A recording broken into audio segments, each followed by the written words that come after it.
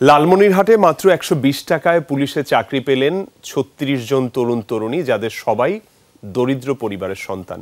কোনো প্রকার হয়রানি সুপারিশ ছাড়া সোনার হরিণ খ্যাত এই চাকরি পেয়ে খুশিতে তারা আত্মহারা। শ্রীলঙ্কা আবারও রপ্তানিতে শীর্ষে।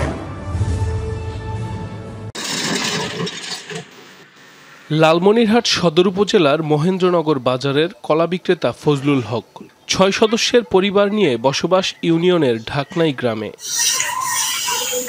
কলা বিক্রি করেই সন্তানদের লেখাপড়ার খরচ চালিয়েছেন বাবা ফজলুল হক। ১২০ টাকায় বড় মেয়ে সুকিমনির পুলিশে চাকরি হওয়ায় নতুন করে স্বপ্ন বুনছে পরিবারটি। আমি টাকা দিতে পারবো না, আমি তো বিশ্বাস করি না আমার মেয়ের চাকরি হবে। আজ ১২০ টাকাতে আমার মেয়ের চাকরি হইলো। আমি স্বপ্নেও জানি না বা কল্পনা করতে পারিনি আমার মেয়ের চাকরি হবে। উচ্চ মাধ্যমিক পরীক্ষায় পাশ করে বাবার অজান্তেই পুলিশে চাকরির আবেদন করেন সুকিমনি। সকল প্রক্রিয়া শেষে চূড়ান্তভাবে মনোনীত হওয়ায় পরিবারের পাশাপাশি দেশ সেবায় আত্মনিয়োগের সংকল্প তার। গ্রামের লোক অনেক কিছু বলতো, শুধু জয় হবে, আশা হবে, তোমার চাকরি হবে না, এরকম করে অনেক কিছু বলতো, কিন্তু সবার কথা উপেক্ষা করে আমি আমার পরিশ্রম দক্ষতা দিয়ে আমি চাকরিটা পেয়েছি। এর জন্য আমি অনেক খুশি।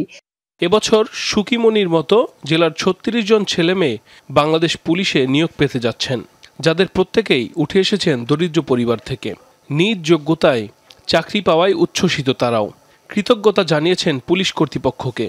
দেশের জন্য কাজ করতে চাই, দেশের একদম সৈনিক হতে চাই, দেশের সেবার জন্য। আমার বাবা নাই, আমার মা গার্মেন্টসে জব করে, উনি আমার অনেক কষ্ট করে আমার লেখাপড়া খরচ চালিয়েছে। ১২০ টাকায় আমি আবেদন করাচ্ছি ছেলে, আল্লাহর রহমতে আমার ছেলের যোগ্যতা টিকছে, আমি বাবা মা খুশি আছি। পরীক্ষা সহ পুরো প্রক্রিয়া সম্পন্ন হয়েছে মেধা ও যোগ্যতার ভিত্তিতে। অনিয়ম রোধে কঠোর নজরদারির কথা জানান সংশ্লিষ্ট কর্মকর্তা। ১২০ টাকার মাধ্যমে তারা এই চাকরিটা পেয়েছে। এছাড়া অন্য কোনো তদবির বলেন বা অন্য যে কোনো বিষয়ে আমরা 100% নিরপেক্ষ, সততা এবং একনিষ্ঠের সাথে কাজ করেছি। এখানে যারা যোগ্য এবং মেধাবী তারাই চাকরি পেয়েছে। দুর্নীতিমুক্ত ও নিরপেক্ষভাবে যোগ্যরাই পুলিশ বাহিনীতে যুক্ত হোক, শৃঙ্খলার সাথে দেশ সেবায় নিয়োজিত করুক নিজেদের, এমন প্রত্যাশাই সবার। কারোর সাথে কোনো লেনদেনে। সাইফ আহমেদ, যমুনা নিউজ।